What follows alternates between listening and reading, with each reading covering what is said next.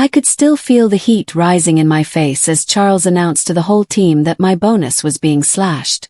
40% reduction, effective immediately, he said. His voice flat and businesslike. The conference room went silent. Every person at that long mahogany table froze. I sat there, holding my breath, trying desperately not to lose it in front of everyone. He talked like it was no big deal, like it was just business, nothing personal. But it felt personal.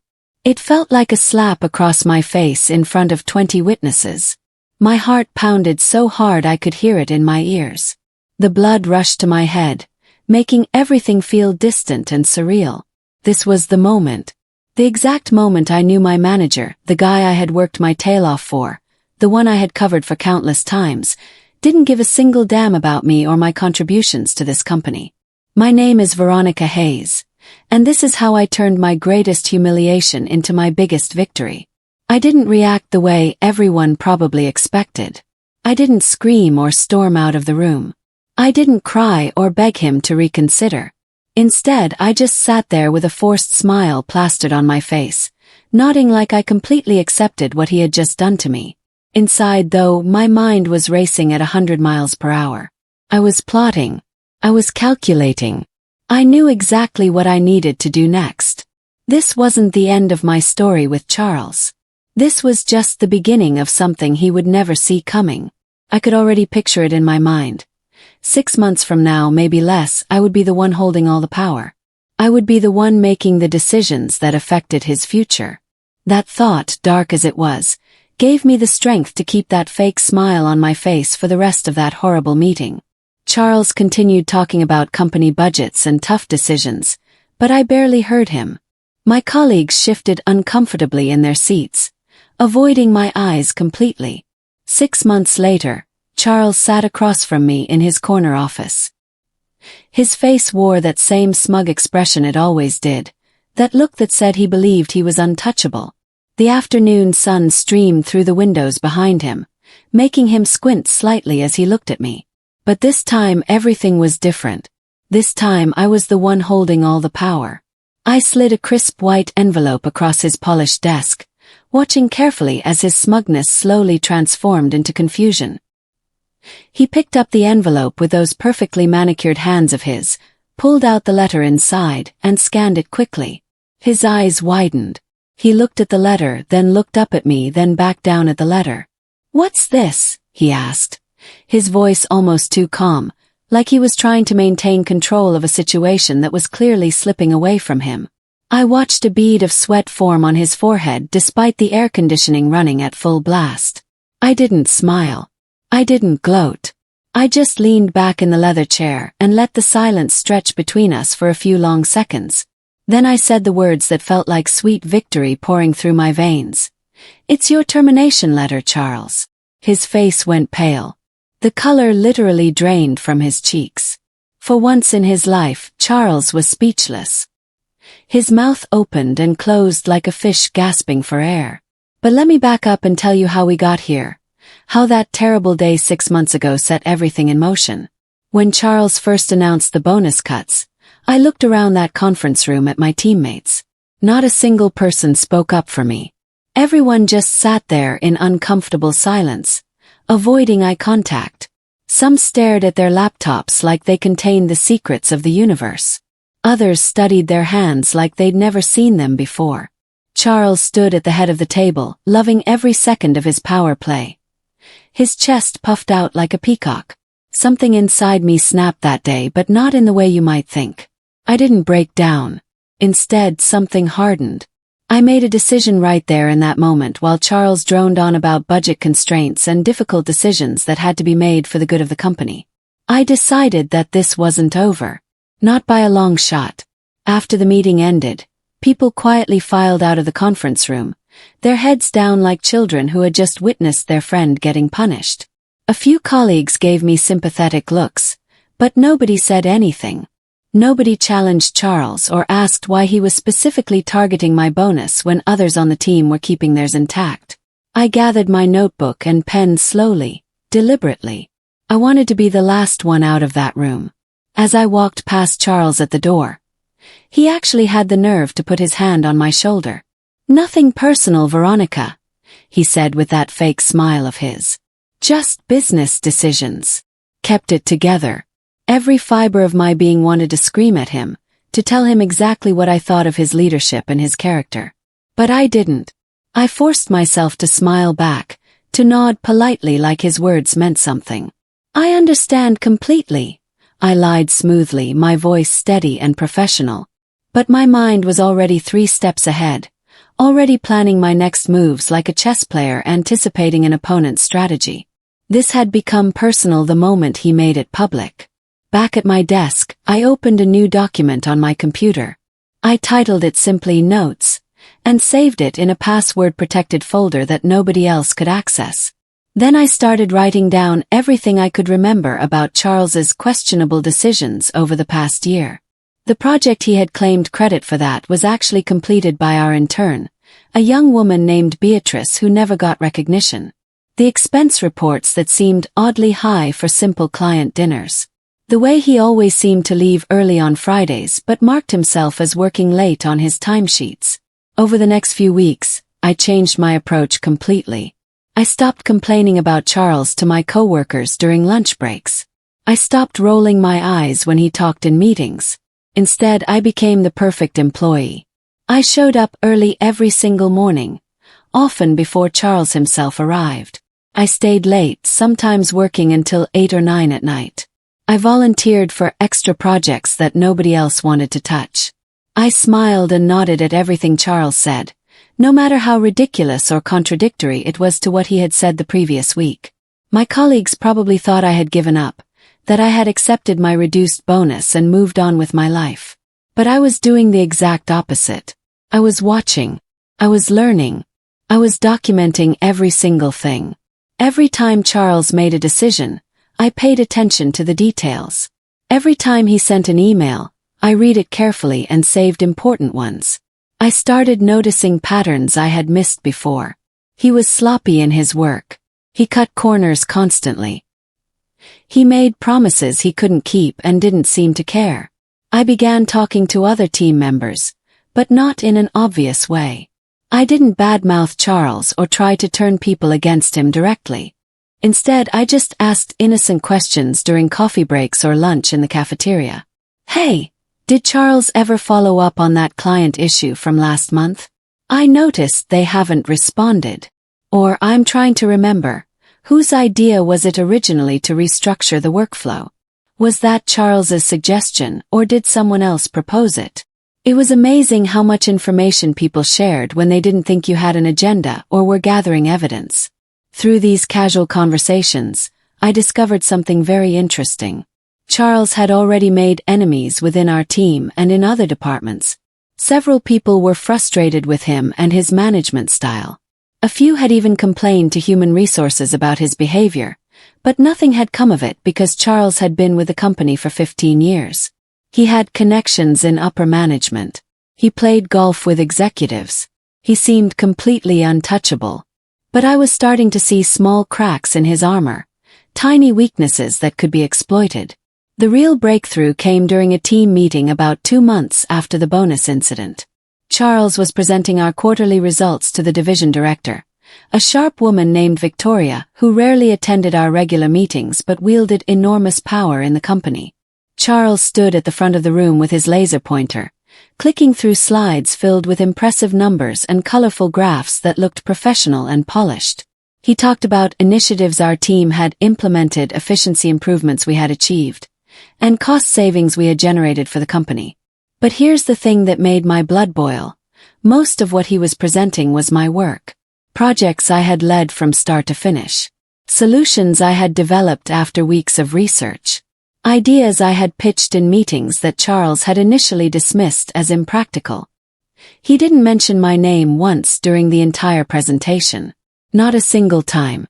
When Victoria asked a specific question about one of the initiatives, Charles fumbled badly. He didn't know the details because he hadn't actually worked on it or paid attention during development. That's when I spoke up. I didn't interrupt rudely or make Charles look bad intentionally. I simply raised my hand and said calmly, "If I could add some context to that point, Victoria." Charles's eyes shot to me immediately, a clear warning in them that said I should keep my mouth shut. But Victoria nodded for me to continue, genuinely interested in what I had to say. I explained the initiative clearly and thoroughly, answering her follow-up questions with ease because I knew every single detail. When I finished, Victoria looked genuinely impressed. She looked at me, then at Charles, then back at me again. Something shifted in that room at that exact moment. People noticed the dynamic. Later that day, Victoria stopped by my desk unexpectedly. "That was excellent work on the efficiency project, Veronica," she said warmly. "Charles is lucky to have someone like you on his team. Have you considered leadership opportunities?" I thanked her politely, but inside I was smiling bigger than I had in months. The seed had been planted in her mind. Victoria now knew that Charles wasn't the genius he pretended to be. She knew he had talented people working for him, people doing the real work while he took all the credit and praise. I started keeping more detailed records after that pivotal meeting. Every email Charles sent claiming credit for team accomplishments, I saved in a special folder. Every meeting where he misrepresented project timelines or budget figures to make himself look better, I took detailed notes with dates and times. Every promise he made to clients that our team couldn't possibly deliver on with our current resources, I documented meticulously. I wasn't gathering this information for gossip or to feel better about myself. I was building a case, constructing evidence like a lawyer preparing for trial. My folder of notes grew thicker each week, filled with screenshots and written observations. I also began paying closer attention to Charles's personal behavior and habits. He often scheduled client meetings that lasted 3 hours but never resulted in any actual business or follow-up. He submitted expense reports for fancy restaurants on nights when I knew for certain the entire team had been in the office late working on deadlines. He took credit cards from the company account for personal purchases like gifts and clothing, always with vague justifications about client relations or team building. These weren't huge scandals individually, but together they showed a clear pattern of dishonesty and misuse of company resources. 3 months after the bonus cut, Charles made his first major mistake that I could really use against him. He promised a difficult client that we could complete a complex software project in half the usual time it would normally take. He made this promise without consulting the team, without checking our current workload, and without understanding what the project actually required technically. When he announced it to us in a team meeting, everyone looked shocked and dismayed. One of our senior developers, a talented guy named Troy who had been with the company for 8 years, spoke up immediately. "Charles, that timeline is impossible," Troy said firmly. "We'd need at least 8 weeks minimum, and that's if nothing goes wrong and nobody gets sick." Charles waved his hand dismissively like Troy was being dramatic. "We'll figure it out. I already gave my word to the client. This is a major account worth millions. We absolutely can't lose them to our competitors." The team exchanged worried glances across the table. We all knew this was going to be a complete disaster, but Charles had made the decision without our input, so we had no choice but to try our best. As predicted by everyone except Charles, the project became a complete nightmare from day one. The team worked ridiculous hours, sacrificing weekends and evenings with their families, trying desperately to meet Charles's impossible deadline. I worked as hard as everyone else, putting in 12-hour days, but I also watched Charles carefully during this entire period.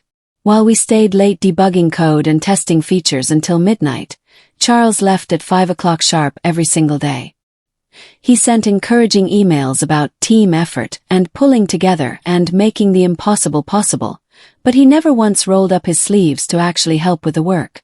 When problems came up that required his input, he was impossible to reach.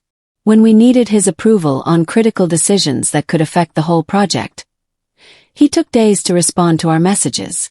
The deadline approached rapidly like a freight train, and we were nowhere near finished. The client started sending angry emails demanding updates.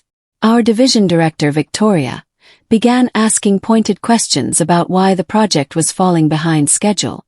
Charles tried to blame the team for the delays. In one email that I immediately saved, He actually wrote that our team was lacking the dedication and skill needed for projects of this caliber. That email was his second major mistake, and it was even bigger than the first. He had sent it to Victoria, but he had also copied several other managers throughout the company on it. He probably thought he was protecting himself, creating a paper trail that blamed us instead of him for the project failure. But what Charles didn't realize in his arrogance was that several people on our team had excellent professional relationships with those managers he had copied. By the end of that day, 3 different people had forwarded me screenshots of Charles's insulting email. They were absolutely furious, even the normally calm ones. Even the team members who usually stayed quiet and avoided conflict were ready to speak up and fight back. I saw my opportunity clearly. I called a private meeting with Troy and 2 other senior team members. People I knew were completely fed up with Charles's terrible leadership. We met at a coffee shop several blocks away from the office after work, making sure we were somewhere private.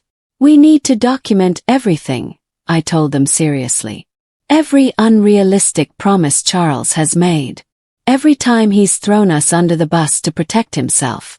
Every hour we've worked while he took credit and left early. We created a shared document in the cloud, carefully adding our collective evidence piece by piece. The picture that emerged was absolutely damning when you looked at everything together. Charles had been systematically mismanaging our team for over a year, maybe longer. He consistently overpromised to clients to make himself look good, then blamed his team when we couldn't deliver on his impossible promises. He took full credit for successes in front of upper management but deflected all responsibility for failures onto us. He submitted questionable expense reports regularly and rarely worked the hours he claimed on his timesheets. Most seriously, he had been actively lying to upper management about project statuses and budget figures, making situations sound better than they actually were. With this evidence compiled and organized, I made my carefully planned move. I requested a private meeting with Victoria through the proper channels, making sure to copy human resources on my meeting request so everything was official and documented. When Victoria's assistant called to schedule the appointment, I could hear the curiosity in her voice. Employees at my level didn't usually request one-on-one meetings with division directors unless something serious was happening. The meeting was set for the following Friday afternoon. I spent the entire week preparing meticulously, organizing my evidence into a clear, professional presentation that would be impossible to dismiss. Friday arrived and I felt nervous but determined. I wore my best suit, the navy blue one I saved for important occasions, and carried a leather portfolio containing printed copies of everything I had gathered over the past 3 months. Victoria's office was on the executive floor, a place I had only been a few times before in my entire career. Her assistant, a professional woman in her 50s, showed me in with a warm smile. Victoria greeted me warmly, gesturing to the comfortable chairs arranged around a small conference table by her large window that overlooked the city.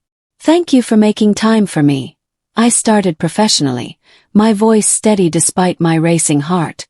"I know you're very busy with end-of-quarter reports." Victoria smiled kindly. "I'm always interested in hearing from team members who are doing excellent work, Veronica. What can I help you with today?" I took a deep breath, knowing this was my moment. I need to discuss some serious concerns about our team's leadership and several incidents that I believe require your immediate attention. Victoria's expression became more serious instantly. She leaned forward slightly, giving me her complete and undivided attention. I walked her through everything methodically and calmly, keeping my emotions in check. I showed her the emails where Charles repeatedly claimed credit for work he didn't do, including timestamps and project records that proved who actually did the work.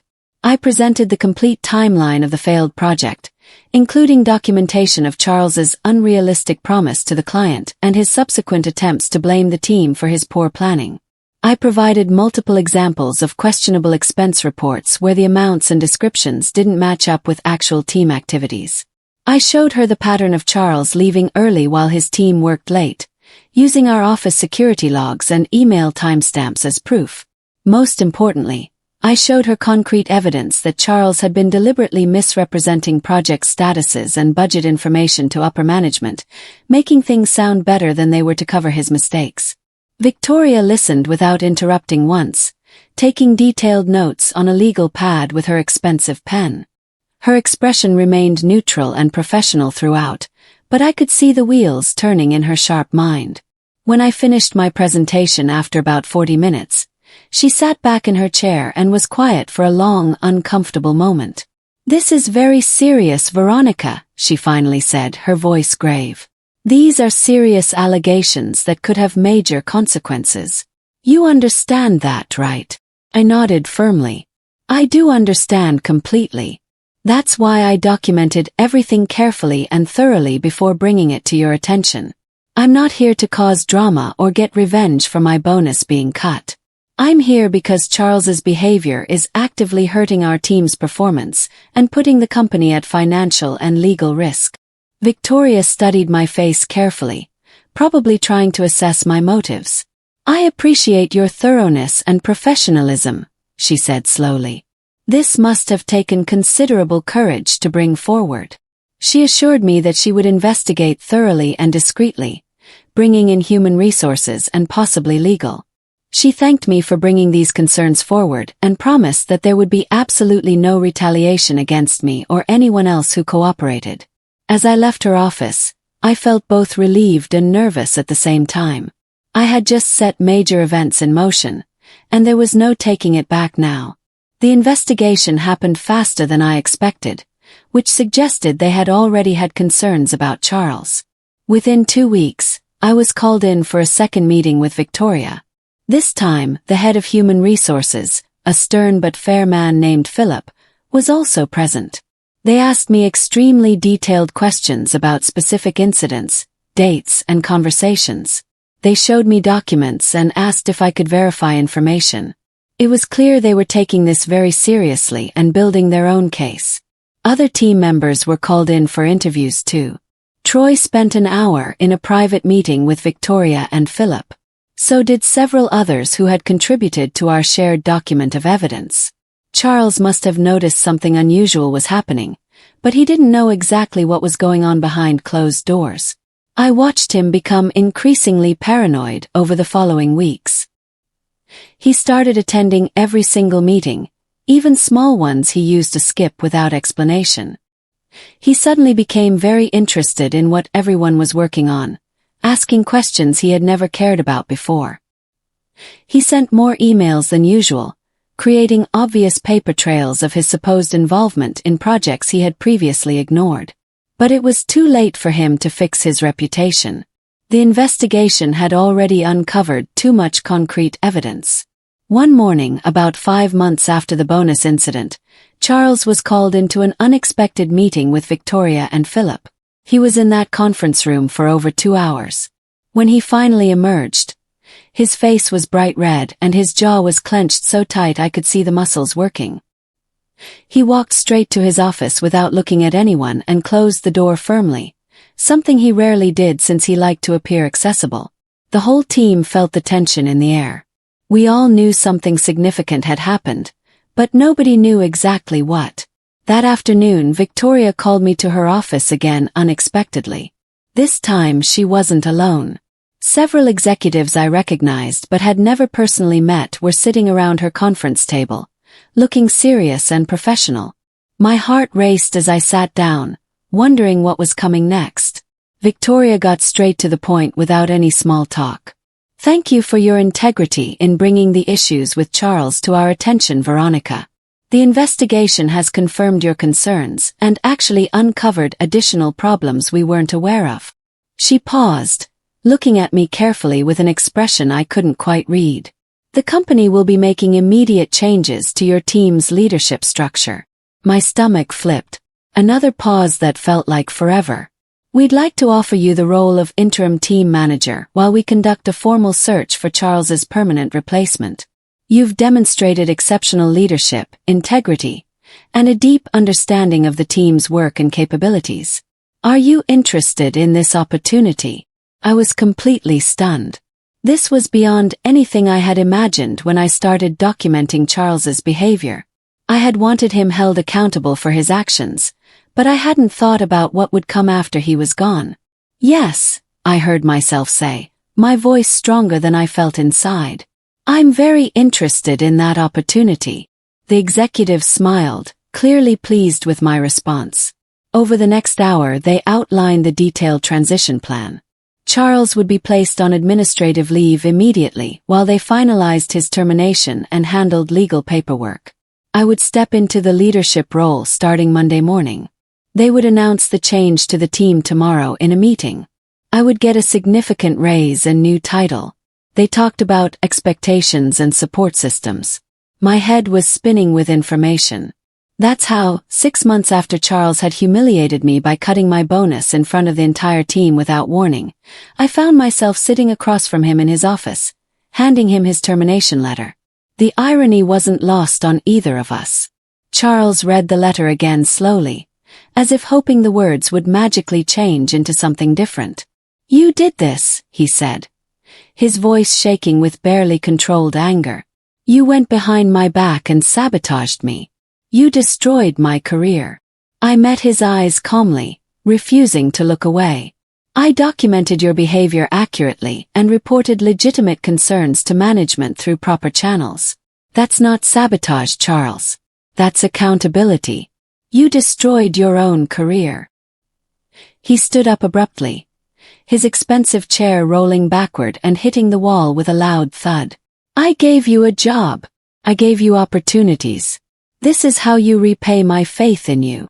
I remained seated, my hands folded calmly in my lap, projecting confidence I had built over 6 months. "You cut my bonus to save budget for yourself, then submitted questionable expense reports for personal purchases that I documented. You took credit for my work repeatedly and blamed me when your own poor decisions created problems for our team. You made promises you couldn't keep and threw your team under the bus to protect yourself. You created this entire situation yourself through your choices and actions." Charles tried several more desperate tactics. He threatened to sue the company for wrongful termination.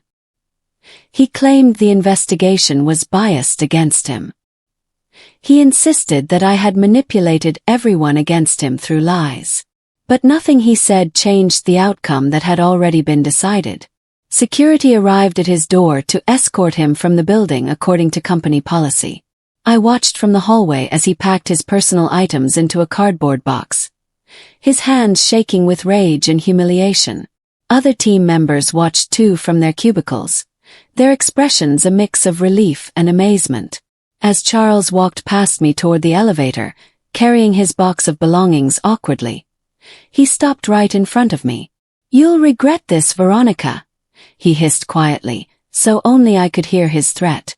"You're not smart enough to handle this team. You'll fail miserably, and everyone will see that I was right about you all along." I smiled then, a real genuine smile this time. "I guess we'll find out, won't we, Charles?" The elevator doors closed on his angry red face, and just like that, Charles was gone from my life forever. The following Monday morning, I sat in what used to be Charles's office, which was now mine. The team had a meeting scheduled for 9 o'clock, the first one I would lead as their official manager. I arrived at 7:30, feeling nervous but determined to start strong.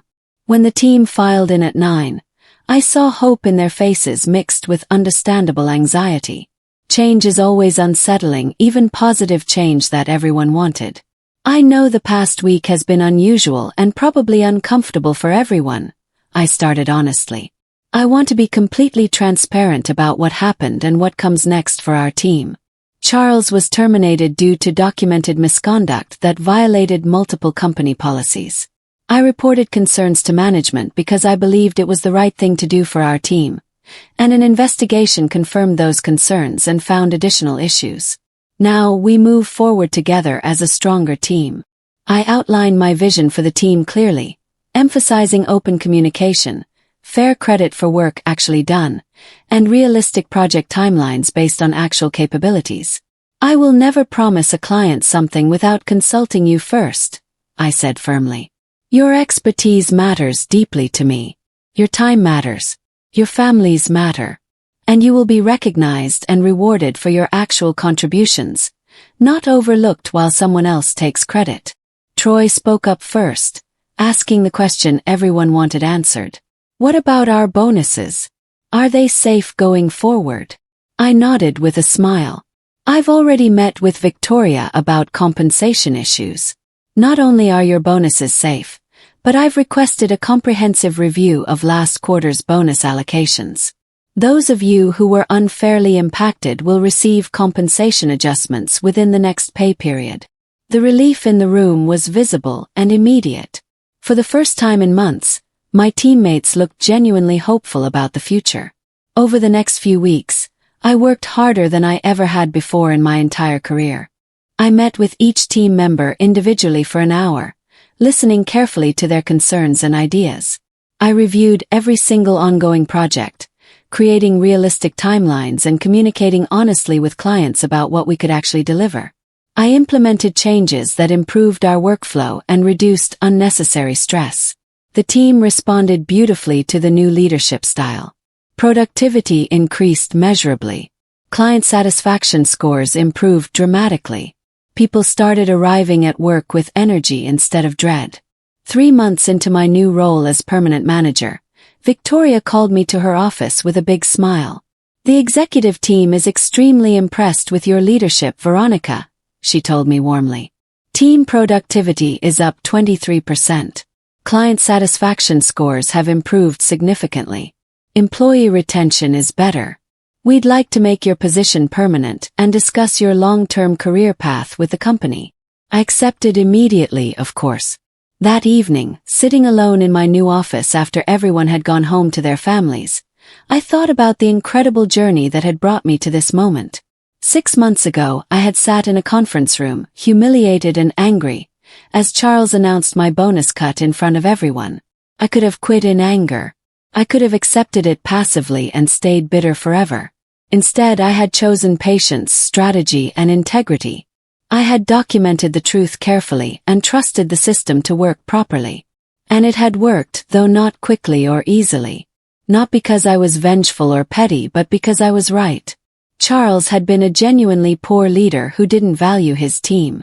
He had been dishonest and selfish and abusive.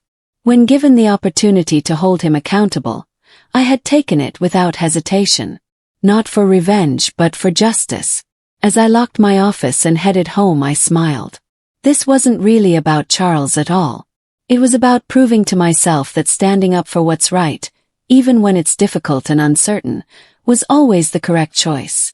Charles had tried to diminish me, to make me feel worthless by cutting my bonus publicly. Instead, he had created his own downfall through his actions. And I, Veronica Hayes, had risen from that humiliation to lead the team he thought he owned forever.